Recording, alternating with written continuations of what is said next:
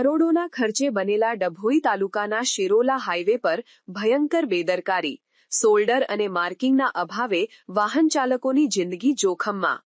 ડભોઈ તાલુકાના શિરોલામાં કરોડો રૂપિયાના ખર્ચે તૈયાર કરવામાં આવેલો ડભોઈથી શિરોલા સુધીનો નેશનલ હાઈવે માર્ગ હાલમાં વાહન ચાલકો માટે જોખમી સાબિત થઈ રહ્યો છે.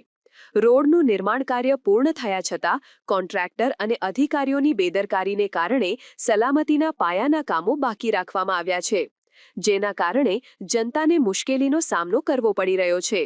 નવા બનેલા આ માર્ગ પર સલામતી માટેના બે મુખ્ય ઘટકોનો અભાવ છે.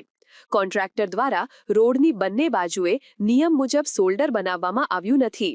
તેના બદલે જૂના રોડની તોડેલી કપચી અને બાકી રહેલો કચરો રોડની આજુબાજુ એમ જ નાખી દેવામાં આવ્યો છે. પરિણામે વાહન ચાલકને જો ઇમરજન્સીમાં વાહન કિનારી પર લેવું પડે તો ગંભીર અકસ્માત થવાનો ભય રહે છે. કરોડોના ખર્ચે તૈયાર થયેલા આ ફોરલેન માર્ગ પર ક્યાંય પણ સફેદ પટ્ટા મારવામાં આવ્યા નથી. આના કારણે રાત્રિના સમયે વાહન ચલાવવું અત્યંત જોખમી બની ગયું છે, કારણ કે વાહન ચાલકને રોડની મર્યાદા કે લેનનો અંદાજ આવતો નથી.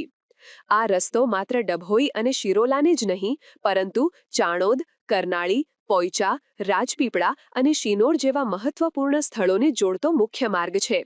ભારે વાહન વ્યવહાર અને પ્રવાસીઓને અવરજવર ધરાવતા આ માર્ગ પર સલામતીના પગલાં ન લેવાતા સ્થાનિકો અને પ્રવાસીઓ સતત તકલીફમાં મુકાયા છે.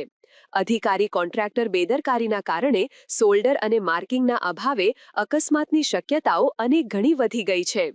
સ્થાનિક જનતામાં એવી ચર્ચા છે કે કરોડો રૂપિયાના સરકારી પ્રોજેક્ટમાં આટલી મોટી બેદરકારી અધિકારીઓ અને કોન્ટ્રાક્ટરની બેદરકારી વિના શક્ય નથી.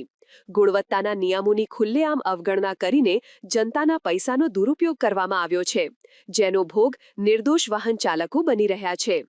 પ્રશાસન તાત્કાલિક આ ગંભીર બેદરકારીની નોંધ લે અને યુદ્ધના ધોરણે રોડની બંને બાજુએ શોલ્ડર બનાવવામાં આવે, સલામતી માટે તાત્કાલિક ધોરણે લેન ડિવિઝન માટેના સફેદ પટ્ટા મારવામાં આવે તો વાહન ચાલકોની રાહત થઈ શકે.